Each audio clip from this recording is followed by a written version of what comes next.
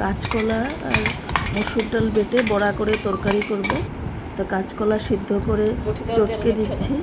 এখন বাটা মসুর ডালটা মিশিয়ে নেব। ভালো করে মেশানো হয়ে গেলে এখানে হলুদ, কালো জিরা এবং স্বাদ অনুযায়ী লবণ দিয়ে আবার ভালো করে মেখে নেব।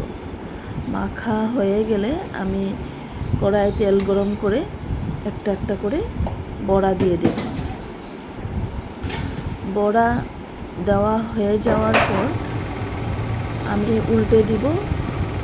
সবগুলো বড়া উল্টানো হয়ে গেলে উল্টে পাল্টে লাল লাল করে ভেজে নেব। ভাজা হয়ে গেলে আমি বড়াগুলো নামিয়ে নেব। বড়াগুলো নামিয়ে নিয়েছি। এখন কড়াতে সামান্য তেলে অল্প জিরা ভেজে উঠিয়ে রাখবো শেষে দেওয়ার জন্য।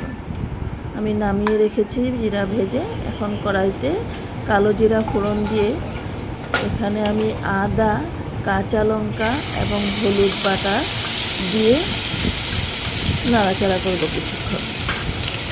তো মশলাটা ভাজা ভাজা হয়ে গেলে, মশলার থেকে তেল ছেড়ে দিলে আমি আগে থেকেই আলু ভেজে রেখেছিলাম, সেই আলুগুলো দিয়ে দিলাম।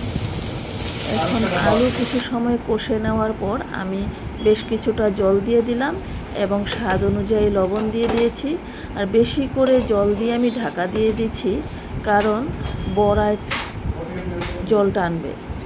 এখন আমি ঢাকনা খুলে আলু সিদ্ধ হয়েছে নাকি দেখে আমি বড়াগুলো দিয়ে দিয়েছি। আর যখন তরকারিটা হয়ে আসবে তখন আমি যে ভেজে রাখা জিরাটা আমি কুটে কড়াইতে দিয়ে দিয়েছি এবং স্বাদের ব্যালেন্সের জন্য আমি কিছুটা মিষ্টি গুড় দিয়ে দিয়েছি এবং কিছুক্ষণ নাড়াচাড়া করে আমি তরকারিটা নামিয়ে নিয়েছি। এখন নামানোর পর তরকারিটা হয়ে গেছে।